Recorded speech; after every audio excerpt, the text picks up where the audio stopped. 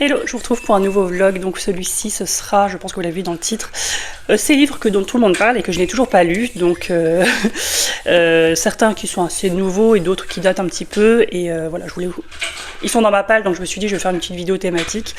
J'avoue que je fais jamais ça, mais bon, voilà, ça me tentait de faire ça maintenant et de commencer à faire des nouveaux types de vidéos plutôt que juste des bilans lecture ou des vlogs. Et le premier, c'est Le Pont des Tempêtes de Daniel L. Jensen chez Brajlon. Alors j'ai vu sortir la version poche qui est très très belle et que je préfère, et en fait c'est la couverture nouvelle édition VO, donc du coup je me suis dit que j'allais revendre celle-là et prendre les VO parce que même là le tome 4 vient de sortir, enfin du coup le deuxième tome de la deuxième duologie, et je trouve que la couverture dénote tellement avec les trois autres, donc moi ça me plaît pas trop. Donc Le Pont des Tempêtes, où on suit du coup Lara qui est la fille du roi de Maridrina et qui en fait est vouée à se marier avec le prince Arène, le roi Arène d'Istikana. Et en fait de base l'histoire c'est qu'en fait elles sont 12 filles à être en compétition justement pour donc elles sont élevées depuis toute petite et d'une façon assez dure pour justement en fait être envoyées là-bas, se marier et en fait trouver la faille pour accéder au pont, parce qu'en fait eux ils ont le pont. En fait, c'est une région où il y a beaucoup de tempêtes, etc. Au niveau des mers. Et eux, ils ont, on va dire, la seule route commerciale, en fait, je vais dire de l'archipel, mais c'est pas vraiment un archipel. Et en fait, il est jalousement gardé, et en fait, personne ne peut rentrer ou en sortir. Personne ne sait comment y accéder, etc. Et en fait, c'est le seul avantage commercial, et c'est Istikana qui l'a. Donc en fait, le roi de Maridrina veut en fait infiltrer une de ses filles, et qu'elle se marie, qu'elle donne le point d'accès, en fait, le point d'entrée, une faille en fait dans le pont. De base donc elles sont 12, et en fait du coup Lara va empoisonner toutes ses sœurs en fait, et du coup c'est elle qui va y aller, et voilà, donc elle va faire semblant d'être un peu naïve, machin, de pas savoir se battre, etc. Et se marier, mais en fait le mariage dure 2 secondes quoi, en fait il n'est pas consommé, et voilà, donc en fait pendant toute la première partie du roman j'en suis à la moitié. Donc pendant toute la première moitié en fait elle va chercher une faille, comment ils se défendent en fait contre les envahisseurs, comment accéder au pont, où est-ce qu'il y a des ouvertures, des entrées, etc. Et des fois elle va se reprendre, et du coup elle va trouver des excuses en fait pourquoi elle se trouvait là à ce moment-là, et voilà, j'en suis à là. Donc pour le moment j'ai pas vraiment d'attache au personnage, je les trouve assez plats, et c'est ce que je disais parce que je suis en lecture commune avec Marine, c'est que c'est du Brajlon, voilà, c'est pas du Big Bang. En fait, je pense que j'aurais plus vu ça chez Big Bang, donc du Young Adult, parce que je trouve que les personnages sont assez plats. Même si, voilà, je pense que Arène est assez un green flag. Lara est pour le moment très agaçante dans sa personnalité, même si je sais que, voilà, elle essaye de tout faire. Je suis désolée parce que mon fils est malade, ils tous. Elle essaye de tout faire pour en fait trouver une solution pour son peuple, parce qu'en fait son peuple meurt de faim. Mais du coup, voilà, pour le moment, vu qu'ils n'ont pas accès au pont, en fait, c'est un peu, en gros, c'est Istikana qui doit envoyer de la nourriture aux autres îles, sauf qu'ils le font pas a priori, donc son pays meurt de faim, donc elle veut sa vengeance. Et voilà, donc pour le moment, je la trouve assez agaçante. Le prince Arène, voilà, c'est un green flag, mais il a pas de profondeur, et pour le moment c'est assez prévisible dans l'ensemble au niveau de l'intrigue. Donc pour le moment il y en a beaucoup qui ont eu des coups de cœur et qui ont adoré. J'aime beaucoup et c'est très fluide, ça se lit très bien, mais honnêtement je vois pas trop la hype au niveau des coups de cœur. Peut-être que ça va arriver après et dans le second tome. Pour le moment c'est assez prévisible, c'est pour ça que je vous dis, je suis étonnée que ce soit chez Brajlon, parce que bon, les personnages effectivement sont adultes, mais au-delà de ça je trouve qu'au niveau de l'intrigue, du contexte et des personnages, la psychologie des personnages, etc., c'est pas très développé. Donc voilà, à suivre. Je ne sais pas trop, peut-être que dans la seconde partie je vais changer d'avis, mais là je vois déjà que ça se développe un peu plus au niveau des personnages, donc peut-être qu'on en découvre un peu plus sur leur passé, donc peut-être que ça ira mieux après. Ensuite je suis en train de lire Divine Rivalité, donc de Rebecca Ross chez de Saxus. Voilà, c'est moi. Alors, pour revenir dans le contexte, Rebecca Ross, je la connais déjà. J'ai lu 4 romans d'elle, mais en VO. J'ai lu 4 romans d'elle en VO, et en fait, j'adore sa plume, voilà, tout simplement. Et j'ai lu une duologie et 2 one-shots. Et sa première duologie, c'était mes premiers romans d'elle, et c'était 2 coups de cœur. Les 2 tomes de cette duologie, c'est The Queen's Rising, donc le tome 2 c'est The Queen's Resistance, je crois. Et voilà, donc je la connais déjà. Voilà, c'est pas mon premier. Il y en a beaucoup qui la découvrent par Divine Réalité, qui ont des gros coups de cœur dessus. Et j'avoue que j'en attends beaucoup parce que comme j'ai eu un coup de cœur pour sa duologie et que j'ai beaucoup aimé ces 2 one-shots, donc un adulte et un young adult, voilà, j'en attends beaucoup parce que celui-ci, c'est le premier qui fait du bruit en fait, parce que ces autres romans sont passés inaperçus. Je crois que je connais qu'une personne qui les a lus, donc voilà, pour vous dire. Et donc, Divine Rivalité, je vais vous faire l'affront de faire le résumé, même si je pense que vous savez. Donc, où on suit du coup Iris. Donc, on est dans un monde où il y a une guerre de dieux, qui recrute des soldats humains du coup pour se battre pour eux. Et donc le frère d'Iris est appelé au front et il y va. Et enfin, il s'engage. Et Iris, du coup, est en rivalité avec Roman à la Gazette, donc un journal, pour un poste permanent. Et donc au début ils font des missions et en fait c'est celui qui réalise le plus de missions, qui écrit le plus d'articles, les mieux écrits, etc. Bref, une compétition quoi. Et en fait, au fur et à mesure du temps, elle envoie des courriers. En fait, il y a un truc magique chez elle, c'est qu'en fait, elle écrit un courrier, elle met sous sa garde-robe, et après, ça disparaît, et en fait, quelqu'un lui répond. Et pendant très longtemps, elle croit que c'est son frère. Et sauf qu'elle du coup, elle apprend que c'est un inconnu dont elle ne connaît pas le nom, mais elle va continuer à correspondre. Et en fait, il s'avère que elle écrit à Roman, son rival. Donc lui sait que c'est elle, mais elle ne sait pas. Donc du coup, va s'enchaîner des échanges comme ça. Et au fur et à mesure, forcément, vu que elle ne sait pas qui est devant elle, elle va s'ouvrir, elle va parler de son frère, comme quoi elle est déçue qu'il soit parti, triste, en colère, etc. Aussi par rapport à sa mère qui a sombré dans l'alcool depuis que son frère est parti, et qui est un peu une loque. Elle la retrouve à chaque fois alcoolisée sur le canapé, en train de fumer, etc. Et elle ne travaille plus, bref. Et donc elle dévoile ses sentiments, et au fur et à mesure, Roman va aussi se dévoiler, sans dire qui il est, mais se dévoiler par rapport à ses sentiments, son passé, les exigences, parce que lui, il vient d'une famille assez aisée, donc l'exigence de son père. Oui, j'ai oublié de vous dire, mais je filme, il est 8h30 du matin, parce que mon fils, il se réveille tôt, et c'est le seul moment où je peux filmer. Bref. Et voilà. Donc là, moi, j'ai lu la moitié à peu près, et j'aime beaucoup La Plume déjà. Alors là, c'est vrai que j'ai pas l'habitude de la lire en français, mais là, je me suis dit que j'allais tenter, parce que de toute façon, j'ai la version française, même si j'ai aussi la version reliée en VO, mais bon, voilà, je me suis dit que je vais tenter en français, et en français, la traduction est très belle aussi, donc. Mais après, je connais sa plume de base, donc je sais qu'elle écrit très bien, et c'est très poétique, et en même temps, vous avez beaucoup d'émotions dans les échanges entre Roman et Iris, et vous voyez qu'Iris, elle est très renfermée, très réservée, elle doute beaucoup, etc. Donc j'avoue que je me retrouve un petit peu en elle, et elle est pas trop, elle est pas trop très sûre d'elle, hein, c'est sûr. Et mais elle a quand même des ambitions, et elle essaye de se battre en fait pour ses idéaux, et ça je trouve ça vraiment chouette, et donc j'aime beaucoup.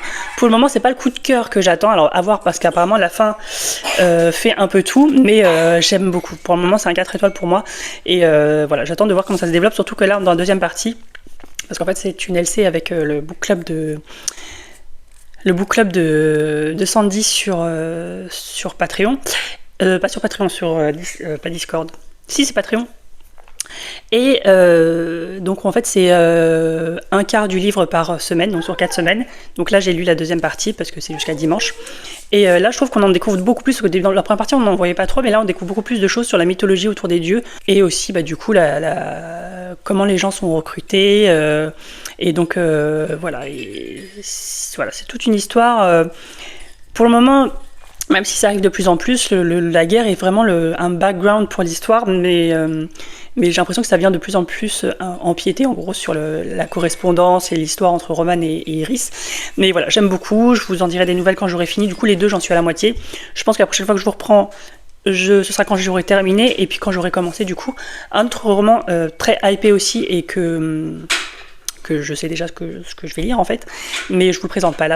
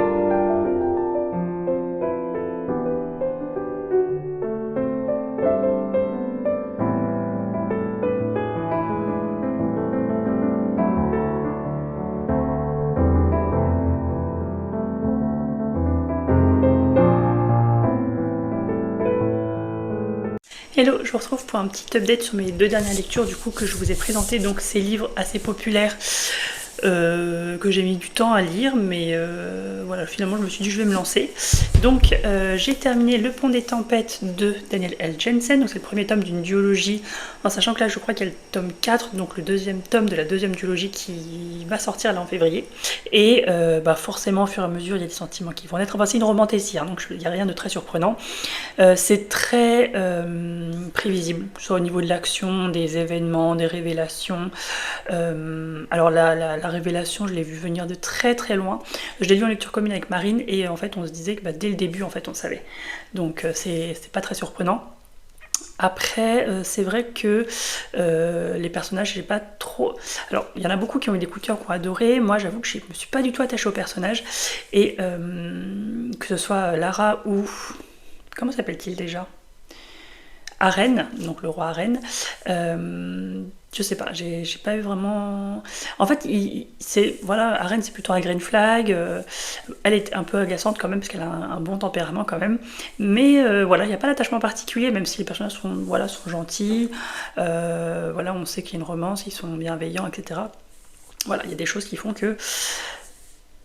Voilà, c'est assez plat en fait, on va dire ça comme ça. Et au niveau de l'intrigue, comme je vous disais, c'est assez prévisible. Alors moi, ça me dérange pas quand c'est prévisible dans du young adult, sauf que là, c'est chez Brajlon. Alors moi, en lisant le roman, sachant que c'est pas très complexe, que les personnages sont voilà, pas trop développés non plus, en sachant que là, voilà, on est à 400 pages. Et que pendant toute la première partie, il s'est pas passé grand chose, et j'ai commencé à être bien prise dans le roman à partir de la deuxième moitié. Et donc voilà, moi je l'aurais plus vu chez Big Bang, mais voilà, j'ai pas compris le fait que ce soit édité chez Brajlon. Les personnages sont adultes, certes, mais au niveau de l'intrigue, je trouve que ça fait très young adult. Et puis voilà, puis la fin était très prévisible. Je vais lire le tome 2 du coup en lecture commune, toujours avec Marine, mais c'est vrai que c'était pas transcendant. J'ai bien aimé, mais je crois que j'ai mis 3,5. Mais c'est pas voilà, une lecture qui me restera en tête, en sachant que la prévisibilité n'est pas forcément quelque chose de négatif, mais là honnêtement je me suis même pas attachée au personnage. Et contrairement au premier roman, donc j'ai terminé du coup Divine Rivalité, donc Divine Rivals de Rebecca Ross, donc c'est le premier tome de la saga, les lettres... je sais plus, Ancient Letters of... je sais, enfin... J'ai vaguement le titre en anglais, mais j'avoue qu'en français, j'ai pas le titre de la saga et ça ne figure pas, je crois, sur... en fait, il n'y a même pas le... Et en fait, c'est même pas dit non plus que c'est... Pour ceux qui ne connaîtraient pas, c'est même pas dit que c'est un tome 1. Et donc, elle a reçu une machine à écrire de sa grand-mère et elle va écrire des lettres. Et en fait, de base, elle va juste écrire des lettres à son frère au front, donc elle va pas les envoyer, elle va juste les mettre sous la porte de sa garde-robe. Et elle va découvrir qu'elles disparaissent au fur et à mesure. Et elle se dit, ça se trouve, ces lettres vont vraiment à son frère, donc elle continue d'écrire à son frère. Donc elle raconte sa vie, ses regrets, le fait qu'elle aimerait bien qu'il revienne, etc. Donc des lettres assez tristes. Et un jour, et là, donc, est-ce qu'on le sait dans le... Mais voilà. Et en fait, un jour, on va lui répondre, sans qu'elle sache qui c'est, et en fait celui qui répond et qui du coup reçoit ses lettres, c'est Roman, donc son rival. Et va s'ensuivre du coup une correspondance comme ça pendant un bon moment. Elle ne sait pas qui il est, mais lui sait que c'est Iris. Donc voilà, il va écrire en fonction de ce qu'il sait, etc. Et au fur et à mesure, forcément, il va commencer à s'attacher à elle parce qu'elle va vraiment se dévoiler, parce qu'elle ne sait pas qui il est, donc elle va se dévoiler, elle va raconter toute sa vie, etc. Et lui, ça va le toucher, et puis du coup, voilà, il y a une petite romance qui va s'installer. Et au-delà de ça, il y a la guerre. Donc, à un moment donné, oui, c'est ça, elle va s'engager pour être correspondante de guerre, donc en fait, être journaliste en fait, au front, en fait. Donc, là où c'est assez dangereux. Et donc, elle va y aller, et donc ils vont continuer à s'écrire, etc. Et en fait, elle fait ça parce qu'en fait, elle se dit, si elle va au front, elle va peut-être pouvoir retrouver son frère. Parce qu'elle n'arrête pas de demander du coup aux instances militaires où est basé son frère, etc. Mais ils peuvent pas lui dire parce que c'est assez secret. Et donc voilà, et donc c'est un univers un peu particulier parce que c'est vrai que dans les romans de fantasy young adult, c'est très rare d'avoir un contexte de guerre. En sachant que là on parle, on va parler des tranchées, des mines, des bombes, etc., plein de choses et relatifs à la guerre, mais dans un univers de fantasy, avec du coup cette correspondance qui va se muer en romance.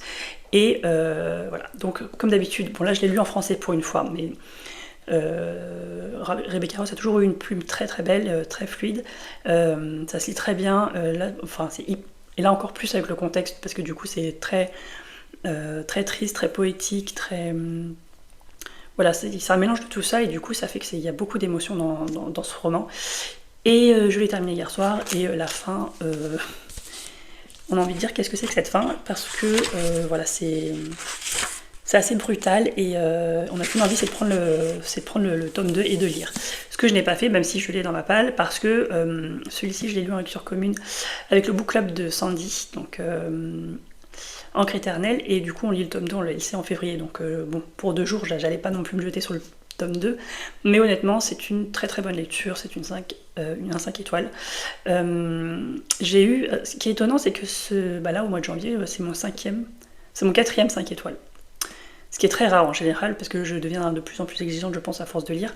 Mais là, honnêtement, j'ai été happée, dès le début, honnêtement, j'ai été happée par le contexte historique, par les personnages qui sont hyper attachants, par la tristesse aussi des personnages. C'est un peu... Et puis, il y a aussi ce désespoir et l'espoir en même temps par rapport à son frère.